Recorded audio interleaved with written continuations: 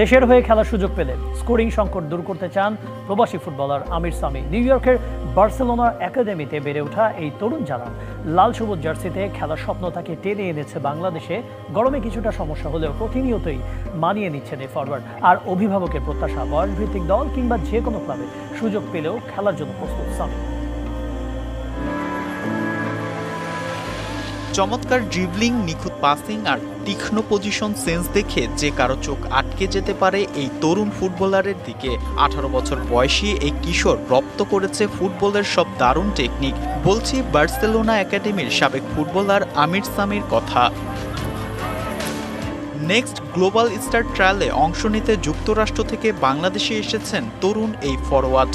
New ইয়র্কের Barca একাডেমিতে প্রশিক্ষণ নিয়ে এখন বাংলাদেশের হয়ে মাঠ কাঁপাতে চান এই তরুণ। উইঙ্গার ও স্ট্রাইকার হিসেবে খেলছেন নিয়মিত।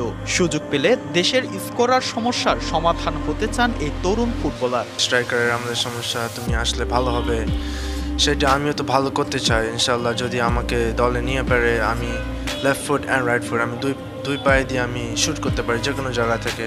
সো আই থিঙ্ক এটা একটা বিগ ফ্যাক্টর, অনেকগুলো প্লেয়ার এটা পায় না। যুক্তরাষ্ট্রের শুষ্ক আর ঠান্ডা আবহাওয়ার মধ্যে অনুশীলনে অভ্যস্ত প্রবাসী ফুটবলাররা হঠাৎ করেই পড়েছেন আর্দ্রতা আর তীব্র গরমে। তবে সামি নিজেকে মানিয়ে নিচ্ছেন ধাপে ধাপে। আমি মনে হয় ওয়েদার এখানে, দ্য এয়ার ব্যাড কোয়ালিটি, এটা একটা অনেক বিগ ফ্যাক্টর আমাদেরকে সবারই আর কি প্লে করে, যে হার্ড একটা জিনিস। এদিকে আমির সামিরকে নিয়ে আশাবাদী তার পরিবার।